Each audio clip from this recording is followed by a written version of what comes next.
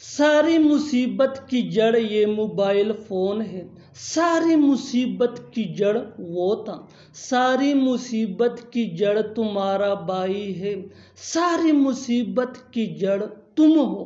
ان جملوں کو غور سے دیکھو، اسی جملے ہم اپنے ڈے ٹو ڈے لائف یعنی روزمرہ زندگی میں ضرور بولتے یا سنتے ہیں دوسروں سے۔ ایسے جملے ہمیں روز بولنے یا سننے کو ملتے ہیں اپنے ڈے ٹو ڈے لائف میں۔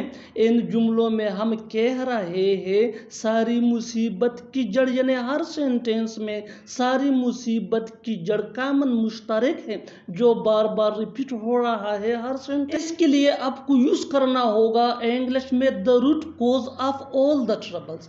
the root cause of all the troubles means ساری مصیبت کی جڑ۔ آئیے کمپلیٹ اسٹرکچر دیکھتے ہیں۔ let me explain۔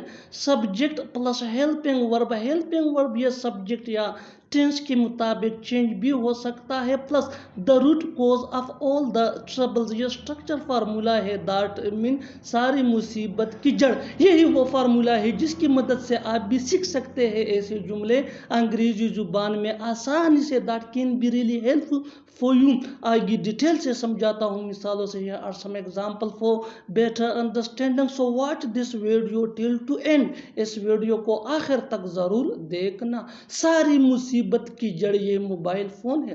This mobile phone is the root cause of all the troubles۔ This mobile phone is the root cause of all the troubles۔ ساری مصیبت کی جڑ وہ تھا۔ He was the root cause of all the troubles۔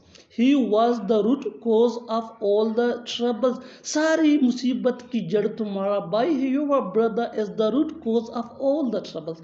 Your brother is the root cause of all the troubles۔ ساری مصیبت کی جڑ تم ہو۔ You are the root cause of all the troubles۔ You are the root cause of all the troubles۔ اور آخر میں یہ sentence آپ کے لیے کامن سیشن میں اس کا جواب ضرور دینا۔ ساری مصیبت کی جڑ یہ کار ہے۔ ساری مصیبت کی جڑ یہ کار ہے۔ Subscribe to English pace for more advance English sentence structure. Thanks من۔